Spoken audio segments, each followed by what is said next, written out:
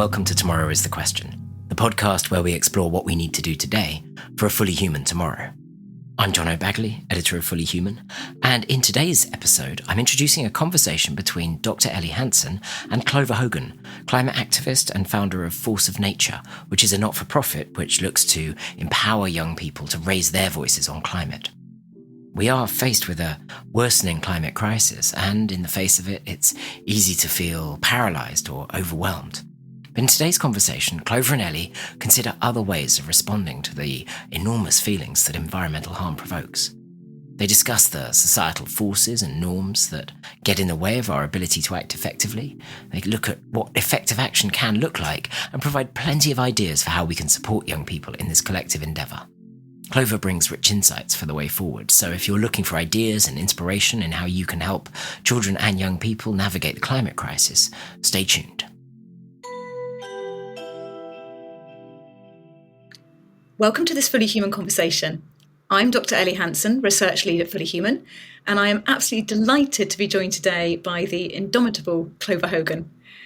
Clover is a climate activist who founded Force of Nature, a youth not-for-profit 5 years ago at the age of 19.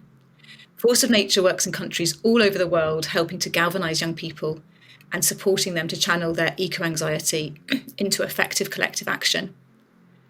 Clover, you describe your mission as helping people to step up rather than shut down in the face of the climate crisis. And I can truly say that you exude that mission in all that you do and the way that you show up. I guess maybe let's start there. How did you come to that mission, and how do you live and breathe it?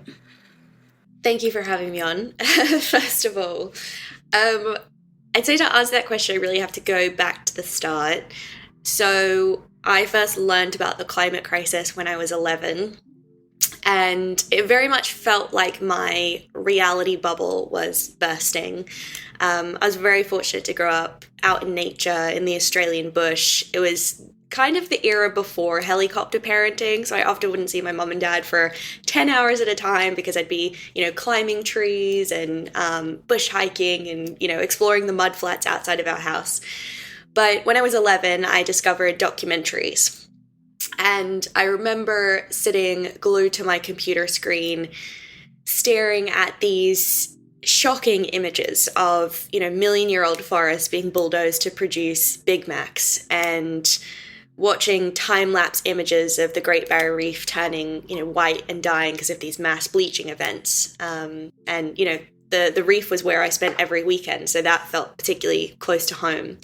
But the image that really stuck in my head the most was the graph projected by Al Gore in Inconvenient Truth, which showed how quickly we were, hurtling toward this cliff of climate and environmental collapse. And I remember seeing these images and, sobbing, feeling a really profound sense of heartbreak and grief and, I think even anger, at having only then learned about what was happening in the world. But beneath all of those feelings was a really deep sense of confusion.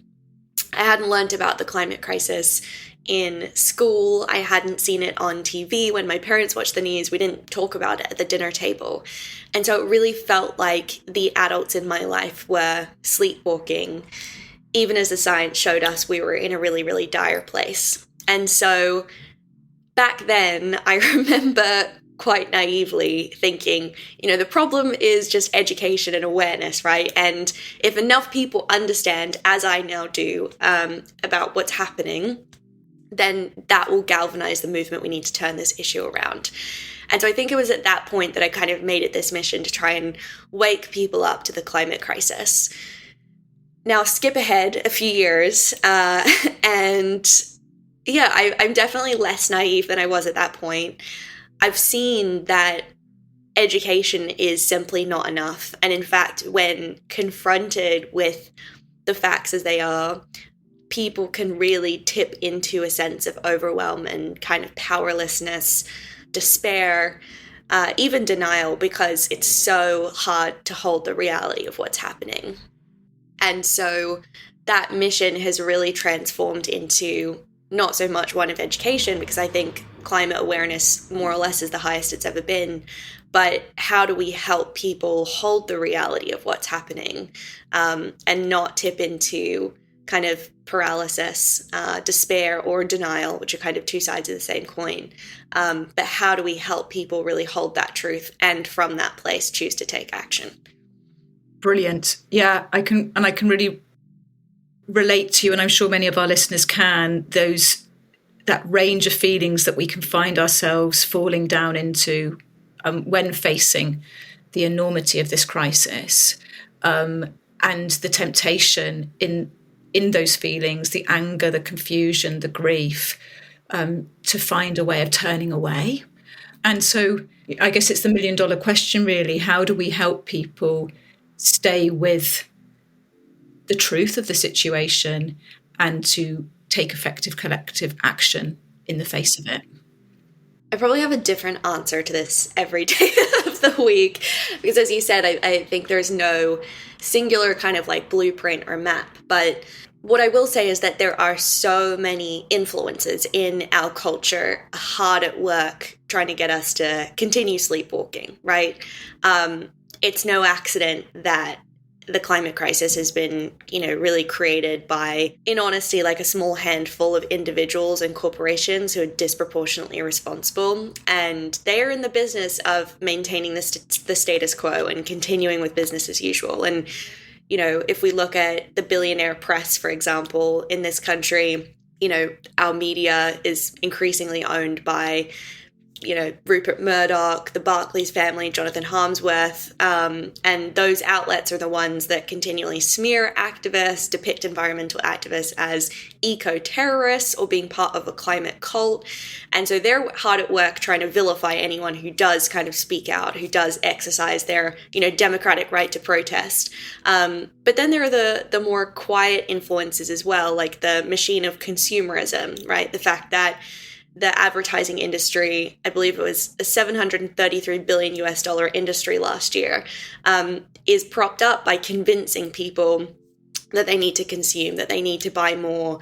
And again, they're all kind of distraction tactics. Social media is the same. It kind of draws us in and distances us from what's happening in the world around us. So the first thing I would say is that we have to acknowledge that the way that we might respond to something like the climate crisis, that response is not entirely our own. It is being shaped by these kind of malicious, insidious forces. And so the first thing I would say is really becoming aware of who is trying to monopolize our attention, who benefits from us remaining apathetic or turning away. And then from that place, in terms of how to engage in a healthy way, it's really focusing in on, well, what is within my power? I think part of the challenge today is that, if we're on social media, we have a constant stream of issues, right? And you can very easily feel like, well, I'm just one person. Like, what could I possibly do? And a lot of the actions that have been presented to us really insult what we're capable of as well. Like if you think about the lifestyle changes presented for climate, it's like, oh, you can buy a reusable coffee cup to tackle plastic waste, or you can, turn off the lights when you leave a room to be more energy efficient. And well, I think those actions can make you feel a bit better or live more in line with your values. Each of us knows implicitly that those one-off changes are not going to be enough to combat the institutional systemic change that is needed. So I really encourage people to, when we think about our influence, to not think about ourselves as these kind of individual atomized selves, but to think about what we're capable when we hold hands with others and when we think about collective action and collective agency. And history is really testament to the power of people. If we look at the civil rights movement, the suffragettes, the Stonewall Uprising, Occupy Wall Street, Black Lives Matter, Extinction Rebellion, Youth Strikes for Climate, all of these movements were made possible not by single figures. Maybe there are certain names that we know, Martin Luther King, Rosa Parks, Greta Thunberg, who became faces of these movements. But at the end of the day, they were made possible by millions and millions of people taking to the streets and demanding change. So Yeah, that's kind of a spaghetti on the wall answer, but I think become conscious of what's affecting the way you see yourself and your place in the world, and then really think about what your sphere of influence is, not through a very navel-gazing lens, but through the lens of what is powerful when we work in collective and when we work together. Absolutely. I mean, it's just music to my ears to hear this. And I would describe that as a very cogent answer. And I'm just thinking about, what you were saying there, Clover, around we maybe don't need more education about the crisis, about what is happening to our world. But what I'm hearing from you is that we maybe do need some more education about the kind of powers that be and how forces are operating to shape our understanding, to shape how we see the world, shape this kind of sea that we swim in. And that then there's something about, once we do have that understanding, that we face that with a truly collective spirit. And for me, that feels quite radical, because one of the things that we are fed, like you say, through advertising and through wider forces, is very much this individualized self. And we are encouraged to be narcissistic. We are encouraged to see ourselves as particularly unique and special. And, there's this kind of push for ego in us, in Western society. And actually what you're suggesting is really quite countercultural in that regard, to kind of lose a sense that we as an individual are maybe going to make a difference, but we as a collective truly can. Yeah, absolutely. Well, I think you can drive yourself a bit mad if you believe that you alone can, save the world. But unfortunately, that is sort of the narrative that is consistently presented to us. And you think about the stories of hope around climate, they're often of these kind of, and I count myself as having been one of them, like these poster children of the climate movement. And it also, when we do that, it's interesting because when we put someone on a pedestal, we can either worship them, we can also ridicule them. But in either case, it allows us to kind of alleviate our own responsibility and project onto that figurehead, right? And so what I see often in climate is this kind of disavowal of responsibility and a lot of finger pointing, whether it's, talking to a business leader who says, well, it's not up to me, it's up to the policymaker, or speaking to the policymaker and them saying, well, if people were more politically active, maybe then we could get this on the ballot or whatever. And so there's this real, tendency, again, because it feels so enormous, to make it someone else's problem. I've spoken to so many people in the UK who say, well, if India or China just stopped burning coal, then ... And I think that response is only kind of natural, to be expected, again, when, as you have highlighted, like so much in our culture convinces us that we are individual selves. And I found it really critical to my work to change that worldview, whether it is looking to other cultures and the way that they see, collectivism and community, or even turning to practices like Buddhism, which place you in the context of a much vaster kind of tapestry of life, which doesn't put, people and humans at the apex of this kind of like pyramid of which lives are important and which aren't, but that where we can see ourselves as really expressions of nature. And I think of activists, environmental activists and social justice activists as kind of like nature defending herself in a way. And that for me is quite a comforting thought through two dimensions. I think one, because you then feel less alone. And I think a lot of activists often feel really isolated, really alienated, because we're not only being kind of like gaslit by our culture, which teaches us, to suppress our anxiety or anger or frustration in response to these problems, but that gaslighting, which can also happen at the dinner table or among friends or whoever. I've often been kind of framed as like the Debbie Downer at the dinner table, for trying to sound the alarm. So I think, some of those Buddhist practices have been really helpful in helping me realize that I do have this supportive network, just not just in people, but in nature, in community. But it also helps us to place ourselves in the context of history.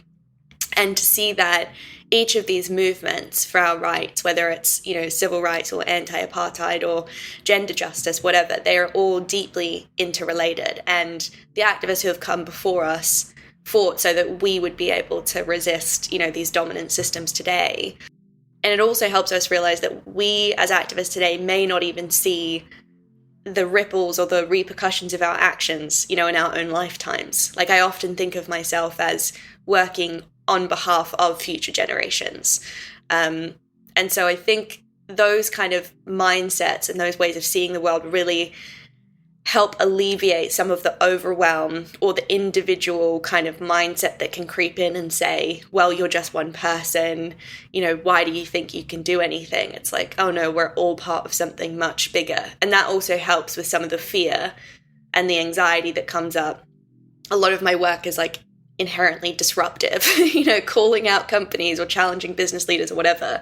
And anytime that fear or anxiety comes up, or imposter syndrome, I can recognize that as ego. And it's a very soothing balm to kind of realize that actually, no, this is way bigger than me. And so ego just like pipe down for a moment. Yes, it's interesting, isn't it? Because it might be intuitive to think that, feeling really good about yourself and how much influence you can have is a positive, but actually that can really get in the way. And yeah, it's just very palpable from you, that vision, like that kind of, you've widened the lens on who you are, on who we all are, and seeing yourself and ourselves in that kind of wider arc of history, and also across space, interconnected with others, working for the good, working to disrupt this poisonous status quo. And like you say, the others that we're interconnected with are not just other humans, but all other life. And that's just, I'm really struck by your reflection that, we are, when we fight against environmental degradation and the climate crisis, we are part of nature defending herself. And that is so inspiring and empowering, isn't it, to see it like that?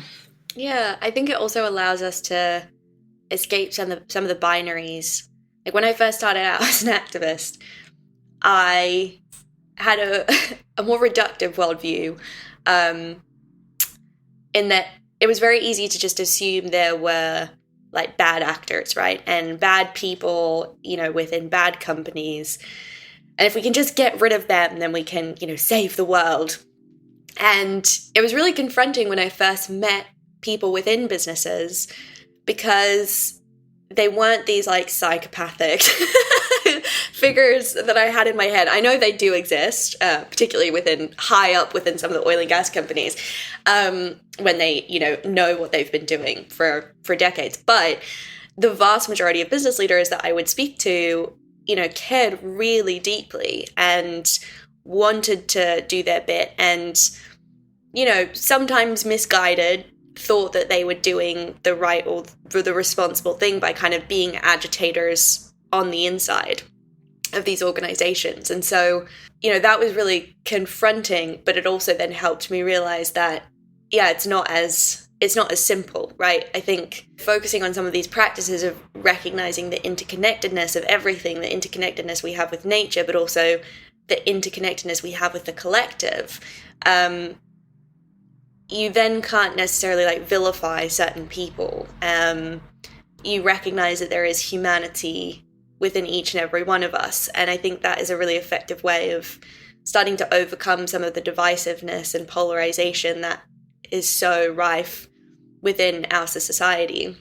Absolutely fascinating, and it feels a constructive way forward. I could see the dangers of us falling into, like you say, this binary where it can become quite easy to enter into a kind of place of hatefulness in a way, to kind of face hate with hate.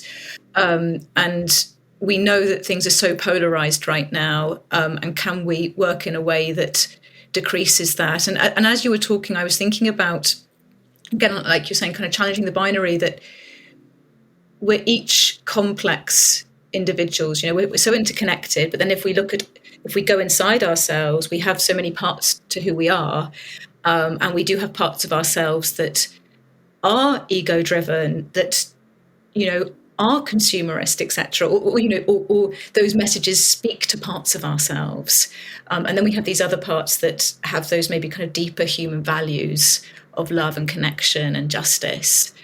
So do you feel that, in a way, part of the work right now is to help us access those maybe more deeper parts to who we are?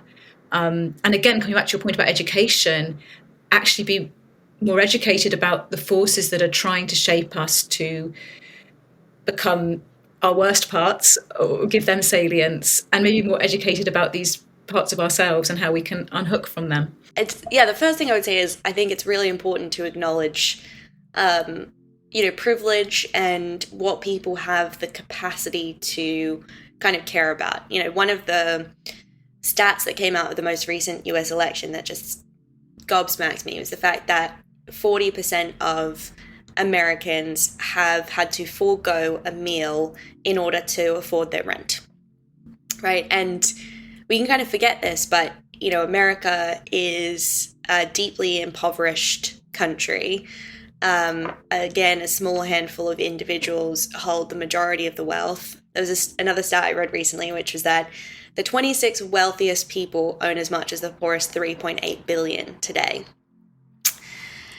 And so we're living in these deeply unjust, unequal times. And for that person who is simply trying to put food on the table or get by, month to month, it is only natural that they will respond to a politician or a leader or whoever who says, we're going to make sure that, you can support yourself. I'm going to help you get rich, or, whatever it is. And the problem that I've observed in Western society is that because of this individualized kind of mentality, we've lost a lot of social contracts. We've lost community cohesion, trust that, if something bad does happen, you lose your job or whatever. Once upon a time, there would have been safety nets there to catch you.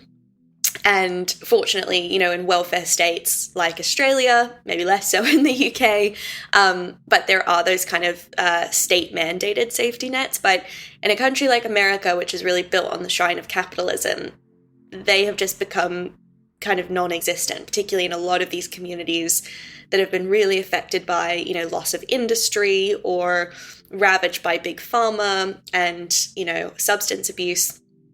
And so that is the thing I think that really kind of alarms me. And that means, to your question, it's hard to potentially preach, values of community or connection or love or compassion, because many people are just kind of in survival mode. And when you're in survival mode, as you well know, you're kind of operating from this place of fear and scarcity. And that also means that messages of fear and scarcity, like the enemy, are immigrants arriving on your shores, taking your jobs, taking your opportunities, you're much more vulnerable to those kind of messages. So, when I think about climate, I think a lot about a kind of just transition and how any solutions that we kind of put forward or promote really have to go to the heart of how do we make people's lives tangibly better. And I think, unfortunately, a lot of the messaging on climate has been baked in this idea of sacrifice, right? You need to, and negative framing as well, don't buy new clothes, don't eat meat, don't fly, whatever. And so for people, again, who already feel really disillusioned and failed by, the state, failed by leaders, asking them to give up more of what they love or what might just be, getting them over the line day to day, is a pretty tall order. For me, I believe that absolutely love, connection, it has to be at the heart of everything we do. And in that spirit, we have to go to the heart of why do we have the systems that we do today?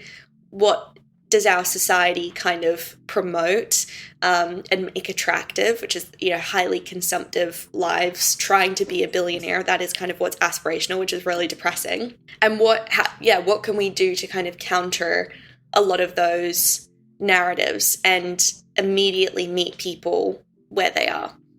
Beautiful. And it feels like within what you're saying there is a sense that actually to be the most effective we can be on tackling the environmental crisis, it does provoke us to really take more seriously other crises, and to really look at and engage with and shift how Western societies are working, and no doubt other societies too, but particularly where you've got extremes of inequality, and they are narrowing hugely people's lives and what they can prioritize and focus upon. And what I'm hearing is we really need a new story, a story that isn't simply where the climate change movement is not about another story of scarcity. And it's making me think, hearing George Monbiot speak recently, about actually a story of private sufficiency, public luxury.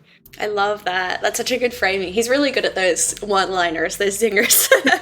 He is. And there is something, isn't there, about news stories that, and when I say story, we're not just saying pick one out of thin air. It's something that is obviously truthful, but foregrounds truths that people can, that are attractive, that draw people in, rather than generate more fear, concern, anxiety. Yeah, absolutely. And, I've gotten a lot of heat this year for, I can't swear on this, can I? But for dismissing electric vehicles as a silver bullet solution.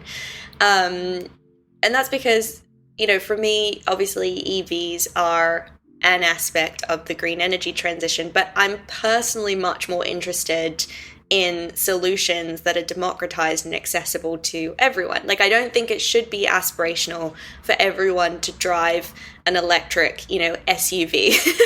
I'm much more interested in, how do we improve our rail services? How do we improve our public infrastructure? How do we make cities really vibrant places that are full of nature and parks and playgrounds? And, we're seeing amazing policies come down the line in line with that. Sadiq Khan, the Mayor of London, successfully passing ULEZ, ultra-low emission zones in London, the first major city in the world. And there was huge pushback, people saying, you're taking away our liberties to, drive, through London in our gas-guzzling cars.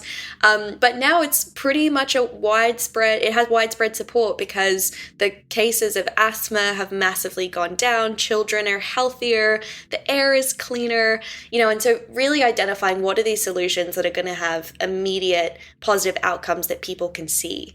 And again, how are we challenging what is aspirational? As well as I, all of the research that has been done into the private accumulation of wealth, and the fact that actually once you have your basic needs met, which is, obviously harder and harder to do in a cost of living crisis. But once you get to that threshold, making more and more money does not make you happy, and I think people implicitly know this, but again, the machine for consumerism is so big and so loud. And obviously both of us have done some work with the amazing charity Global Action Plan, who are actively challenging those narratives and promoting different sets of values, which you've been really instrumental in. But yeah, I think it's important that we just call out the solutions, including in the climate and sustainability space, that merely serve to prop up the existing system, which actually doesn't help the collective. And we are inherently collective beings, no matter how much we can convince ourselves otherwise. This is really resonating with the previous podcast conversation that we had with Tim Gill, who's a big proponent of play and children's spatial freedoms. And so, this is empowering and exciting, that the path ahead is one in which we all gain from, and can live more in line with our deepest values, versus our more superficial ones that we are told by so much of society are the most important ones, and yet they don't deeply satisfy. You mentioned Global Action Plan and the research that they've done, also Common Cause Foundation, looking at our core values and looking at the values perception gap. So really this research showing that the majority of us do hold compassionate core values, and yet as we get older in life, we make the mistake of thinking that most other people don't. That's interesting. Yeah. Yeah, well, it's really resonating with what you're saying about social media, and that is a force that I'm sure is driving some of this, as well as wider messaging across advertising, other forms of media, etc., telling us that people tend to be, selfish, ego-driven, etc., whereas that isn't actually the truth. And when we have the chance to connect with people in a real, authentic way, we can discover that truth, and that is empowering. Yeah, absolutely. I mean, it's so blatant that in, major corporations and unfortunately now even in politics, everything rewards like those really negative values of acquiring power, of like climbing over bodies to get there.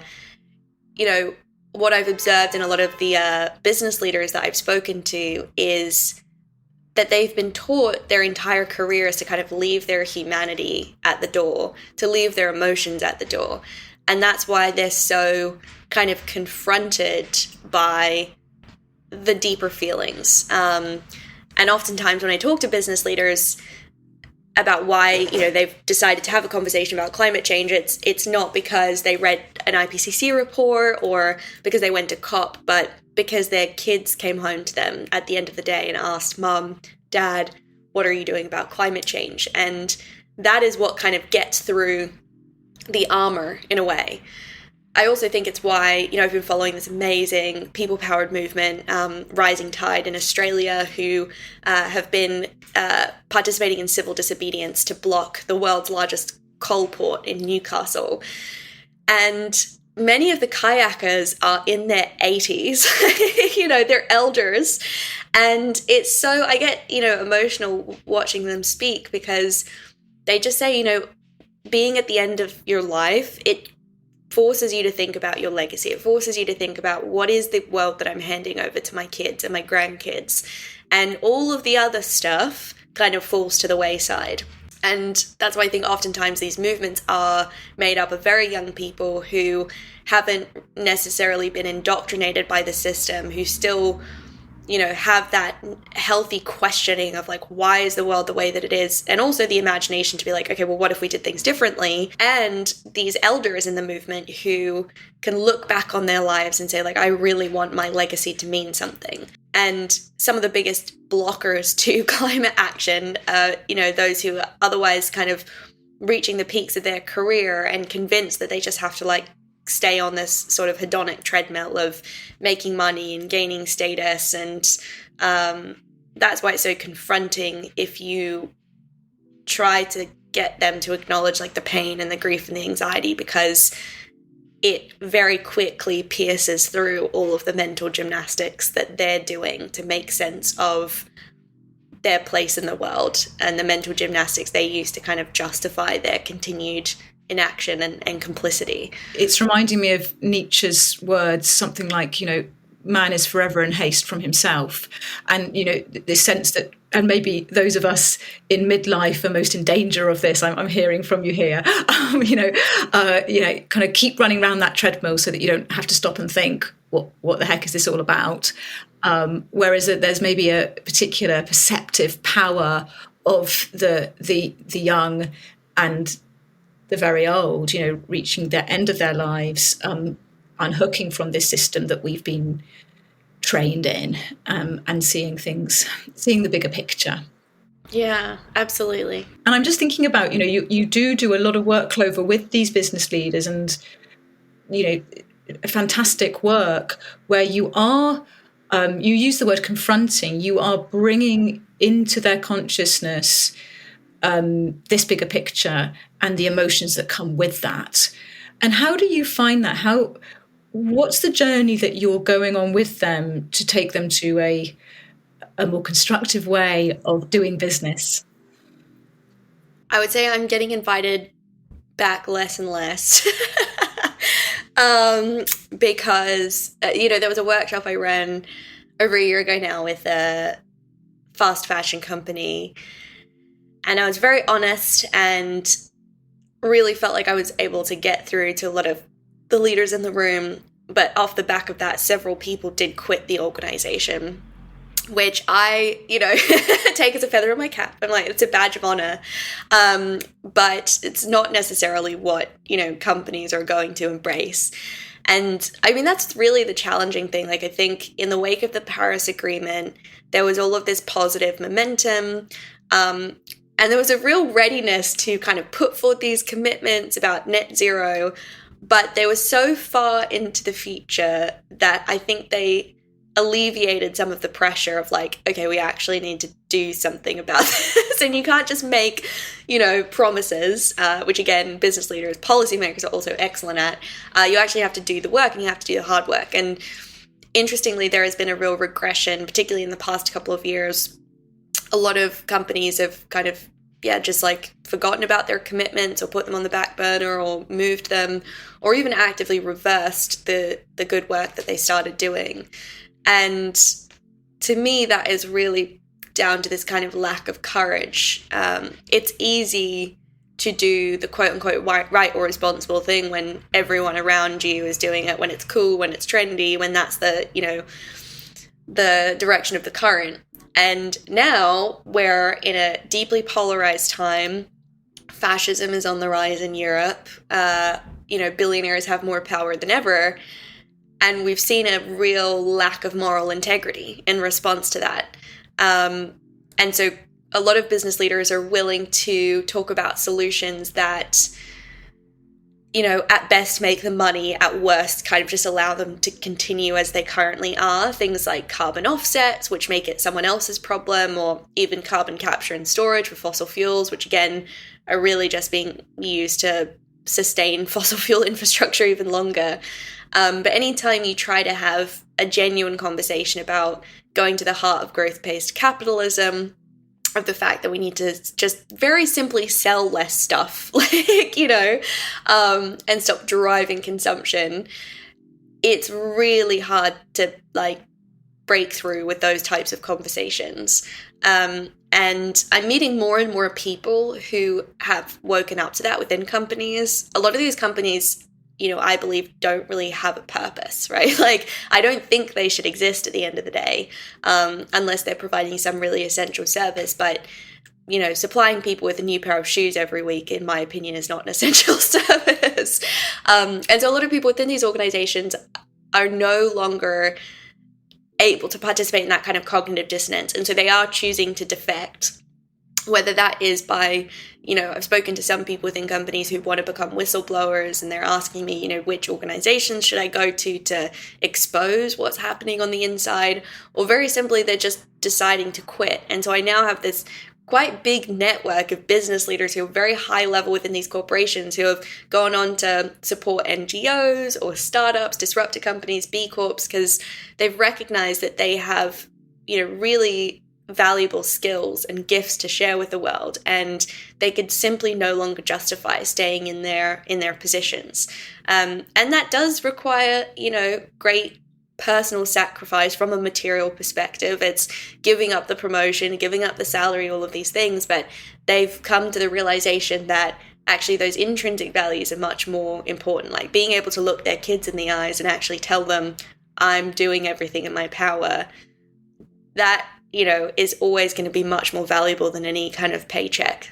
Yes, that they've traded the paycheck for, what they've lost in money, they've more than made up for in moral integrity, coherence, meaning of life. Yeah, and I've not met one business leader who has made that decision and then turned around and gone, do you know what, this whole saving humanity thing is overrated. I'm gonna, go back to work. But I do think once the genie is out of the bottle, it is hard, particularly when you're in that moment between that limbo of not knowing how to make a difference in the world, and I'm very fortunate in that, my activism, I'm able to do work that feels important, but also work that sustains me and fulfills me. And there have been moments where I haven't been in that place, but I've realized the importance of finding purpose, finding meaning, doing what I'm good at.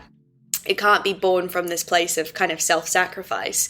But I think until you find that kind of Venn diagram, it can be really, really challenging. And I think that's why when people don't have a clear sense of agency or a clear sense of how they can make a difference, it's tempting to almost want to shove the genie back in the bottle and go back into that state of denial of it's just not happening, or, justifying my role or whatever, because holding the weight of the crisis without knowing what to do about it is really difficult to bear. And I also just wanted to pick up on something else you said earlier around, the kind of promise making.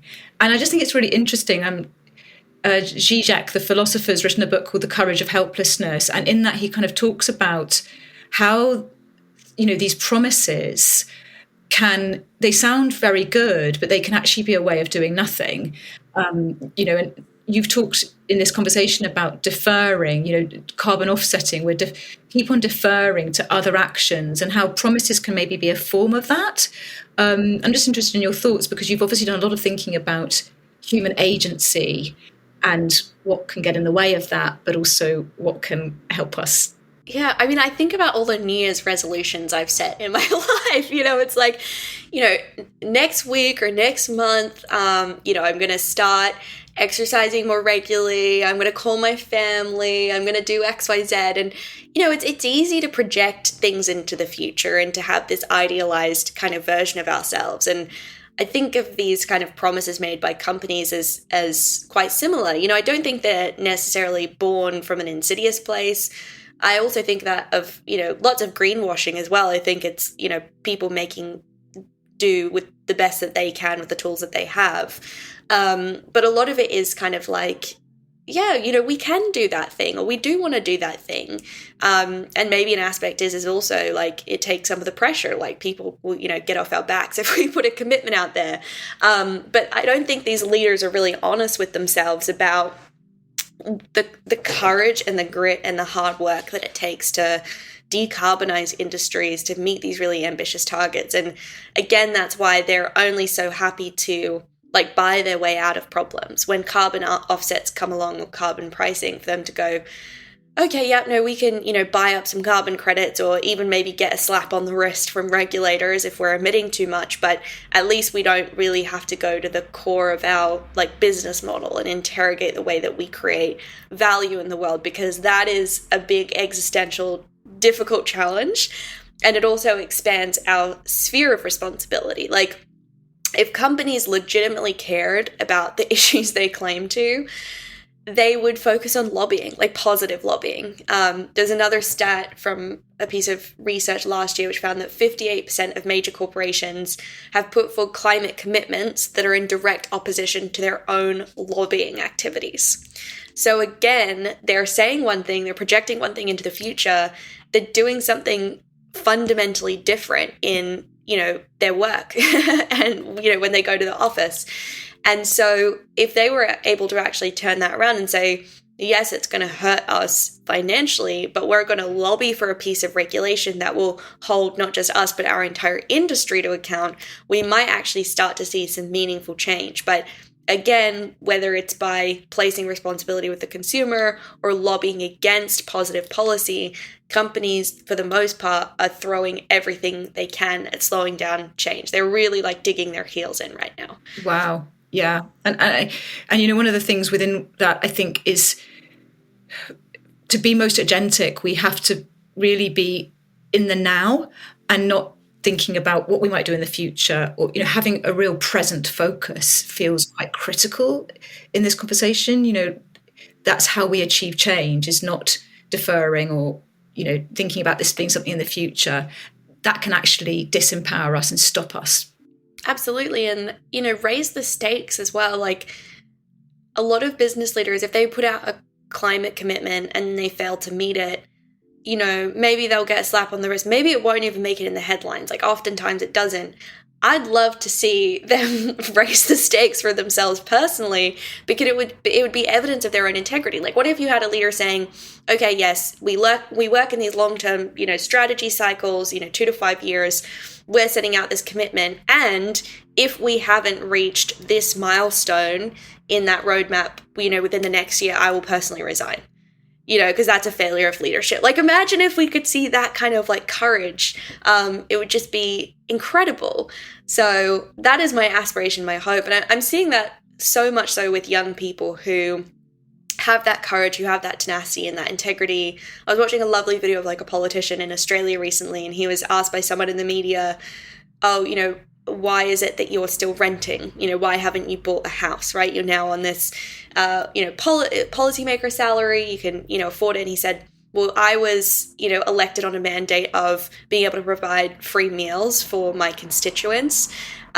We haven't been able to get there as quickly as I wanted to, so I've foregone the majority of my salary to personally subsidize that. And that means that me and my family, we have to rent and we can't afford a home.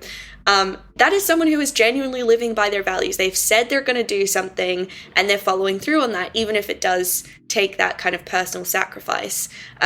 So for me, that is just incredibly inspiring. And that is the type of leadership that I just want to see more of in the world. Yeah, it is so inspiring. And there's something about, hearing those examples and then amplifying them, and that becoming an inspiration for many and a new norm.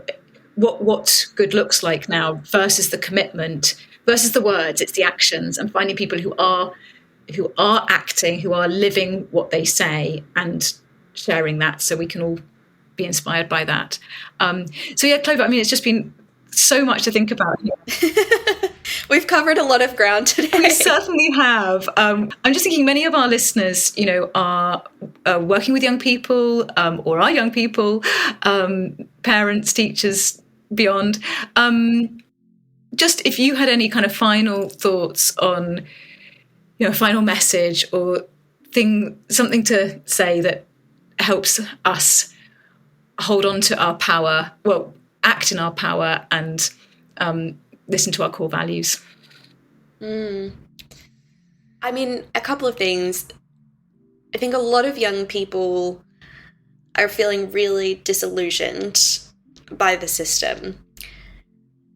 As you know, Elly, at Force of Nature, we've done a lot of research at this intersection of youth mental health and climate. We found that 70% of young people globally experience this eco-anxiety.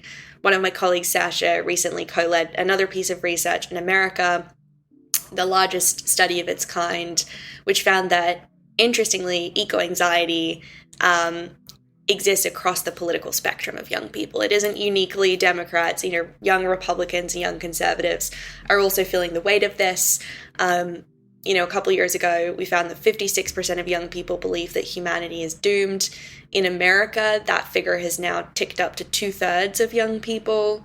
2/3 of young people also are really thinking critically about what they do for work, where they live. Those decisions are being shaped by climate change as well. So, this crisis is very much present for young people and front of mind. And it's also intersectional, right? I think young people understand the relationship between gender justice and racial justice, prison reform, the education system, climate crisis. We see that it's all about, fighting against systems of oppression, fighting against systems of inequality, and, demanding a more regenerative, sustainable, healthy, fair future for everyone.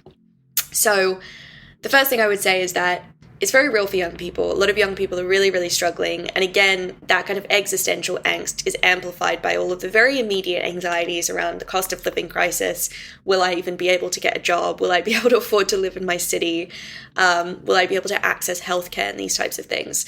So if you're working with young people, I would say it's really, really important to sit back and listen and ask young people, what is front of mind? What are you worried about? What are you anxious about? Young people have a lot to contend with, and creating spaces where young people, particularly with their peers, feel they can be really open about what those struggles are is incredibly important. As you know, with so many kind of mental health challenges, simply recognizing that you're not alone or you're not weird or, you're not some alien, realizing that other people share those challenges, I think is really, really validating.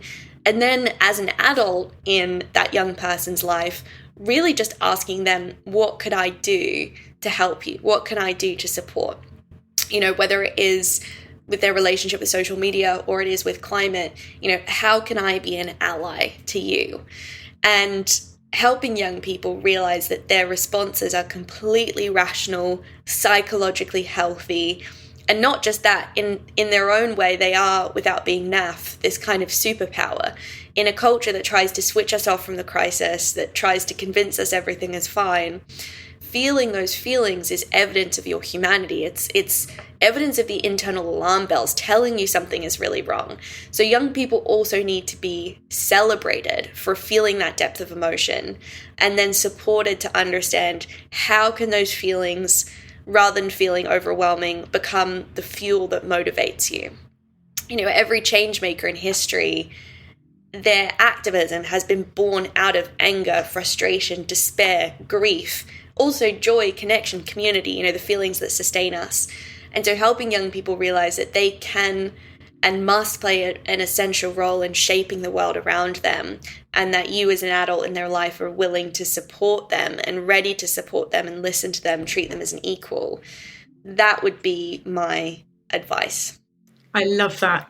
Actually asking young people, how are you feeling? Making space for all of the emotions, celebrating them as a sign that they are fully human, and then supporting them on from that. I love that. I'm going to hold that. Thank you, Clover. This has been a brilliant conversation. So much for both myself and no doubt all of our listeners to go away and think about and act on as well. So it's been a delight. Thank you. Thank you so much, Elly.